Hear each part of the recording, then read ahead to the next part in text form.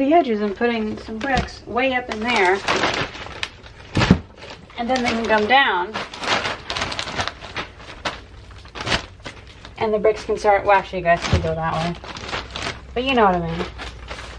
And so that will hold the plastic and it'll hold it up so water won't just like, if it was level water, rainwater could just flow over it. But that'll give at least that much where the water will have to go up before it can come over. It's kind of funny. The only reason I'm really doing this now is because the entire pile of wood that I had sitting here was moldy, so I threw it all out. And it's like, actually it's not a bad idea to go ahead and finish the floor, at least on this side.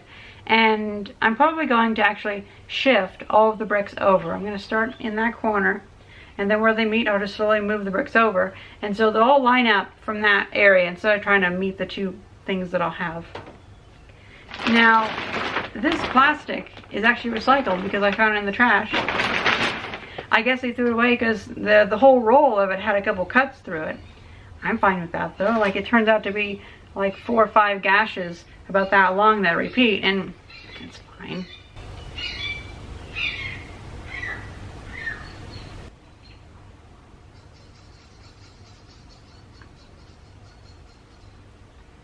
Crazy birds.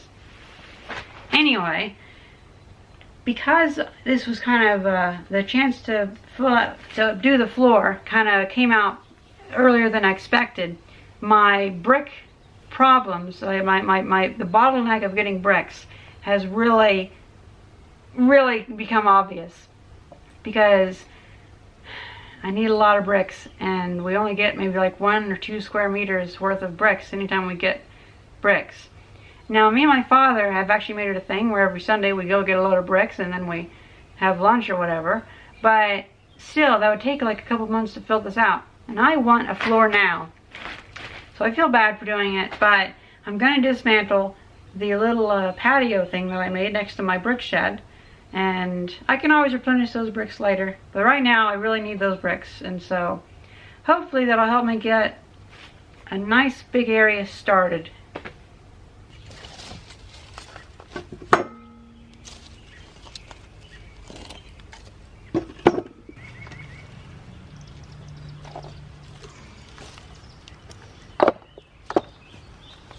Oh, that's a lot of bricks.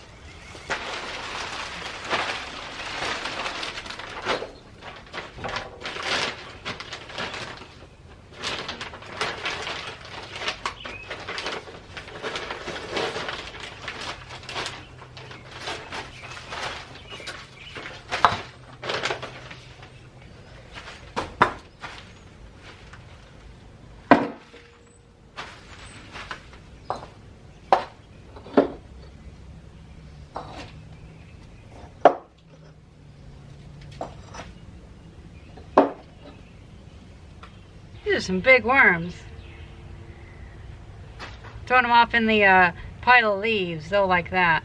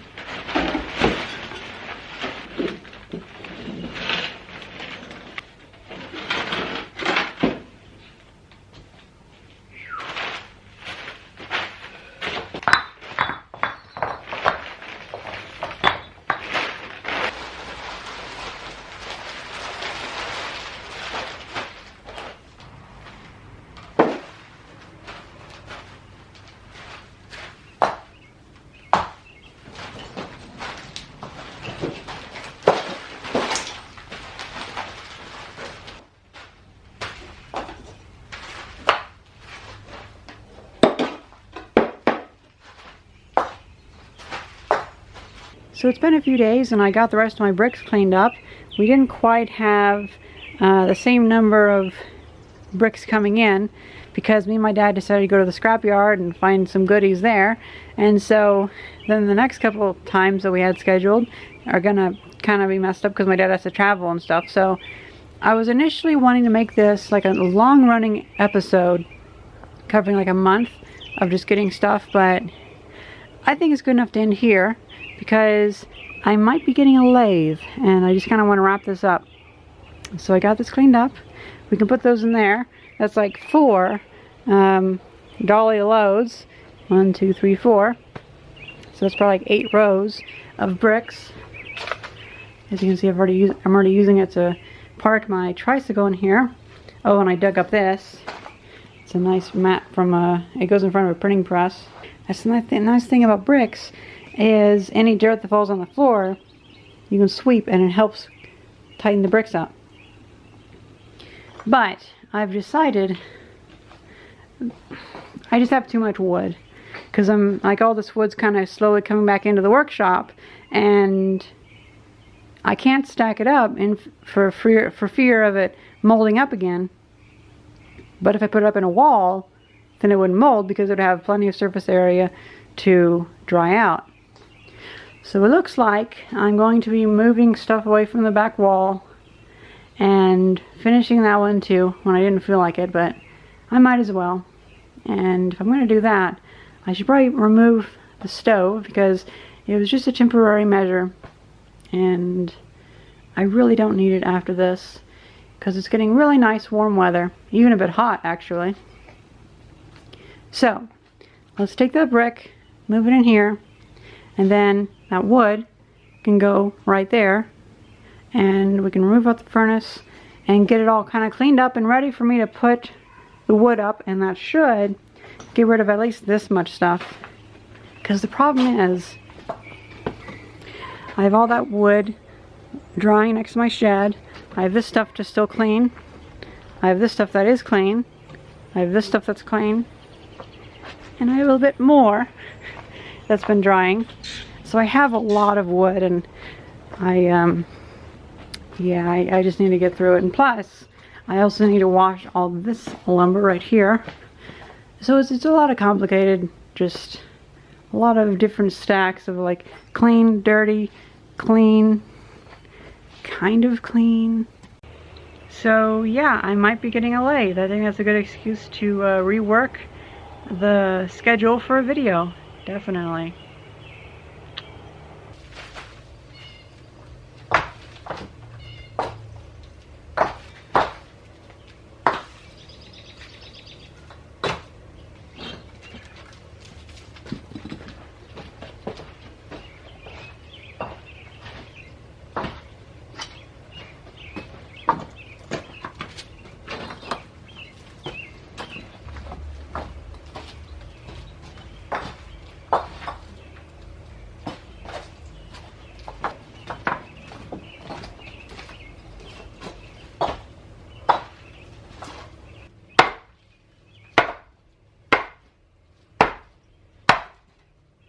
I'll probably cut that up and dig that up later. I don't know.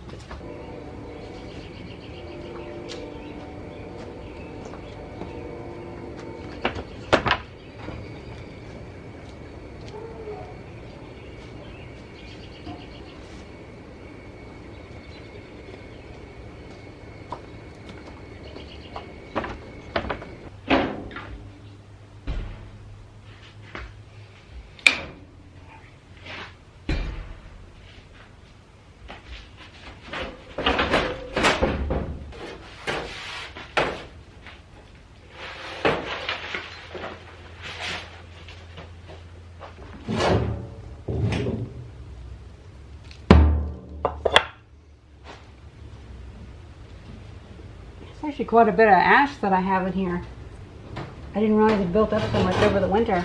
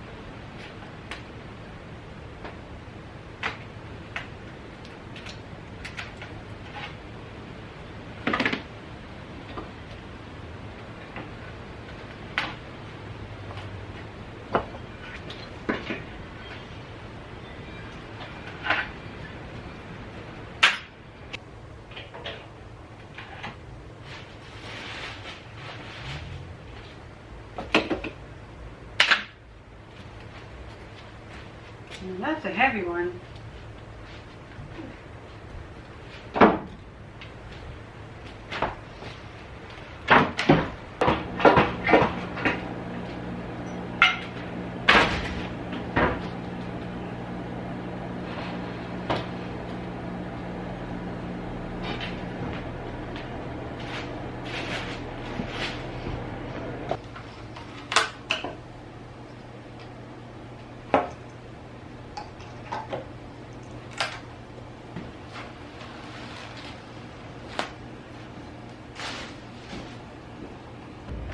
You know, I just realized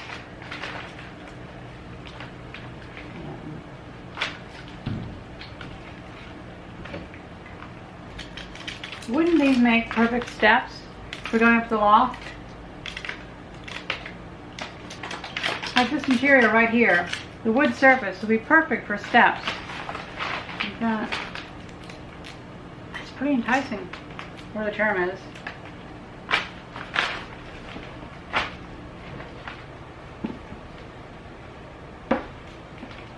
I don't know, do you think it's not long enough, or should a step be the same length as your boot, or is it okay if it's 2/3 or 3/4 the length of your shoe? I don't know, it's an idea. I'll have to look into that. But I have a lot more of this than I thought I did, because my friend dropped it off at my house, and it's, what's the term, baseboard. That's an idea. I might use some for like trim up on the top, but I don't even need to.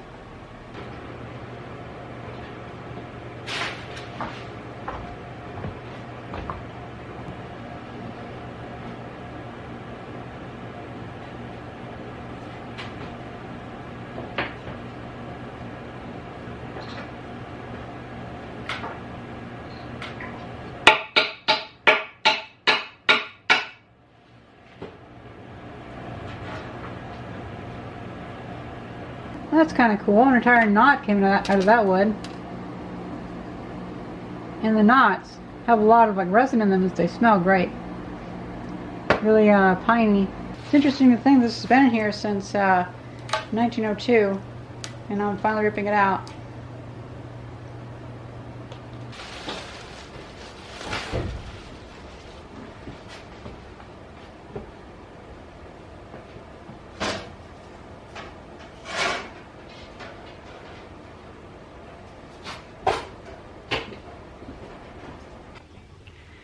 So, the dehumidifier is doing a good job.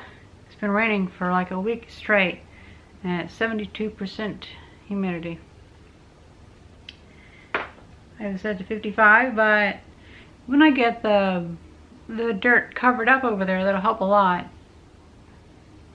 Plus, I have all this other lumber that I'm drying out in here, so that plays a part.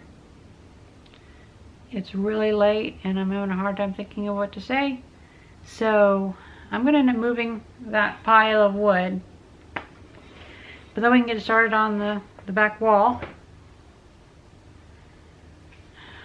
Oh, I already bought and ordered, well, I bought and also purchased the delivery of enough foam to do that. So it's the 2-inch thick R10 foam board, and that way it's 8 feet across. I'll probably cut like an inch or two off the edges to make it fit.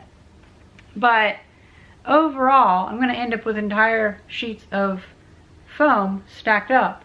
And so if I ever need to undo it, I'll have completely almost uncut pieces of foam insulation, so it'll be really great for reuse. But it's like $207 for the foam for the back, so I am really glad that I took the effort and pushed through it of using the cellulose insulation for the walls, because I probably saved about $1,000 just on using that old insulation. So I'm happy with that. And the roof will cost $500 in insulation. And I might have some insulation left over just to use for the other stuff, because I don't have to buy too much, because right now I believe we're at about $2,600 for the workshop, and that installation put us at like $2,800, and then the roof will put us at $3,200, and we're getting there slowly. Day after tomorrow, me and my father are going to go get more bricks, and we're going to start getting bricks every other week if we can. Sorry, twice a week. There we go. And I can build up a nice supply of bricks, and so hopefully in about a month we'll have enough bricks to also extend the workshop floor another 8 feet. I'm going to end it there because I am just dead tired, and I feel like it's a lot of progress. I'm really happy with this. I hope you guys enjoyed this video, and thank you very much for watching. See ya.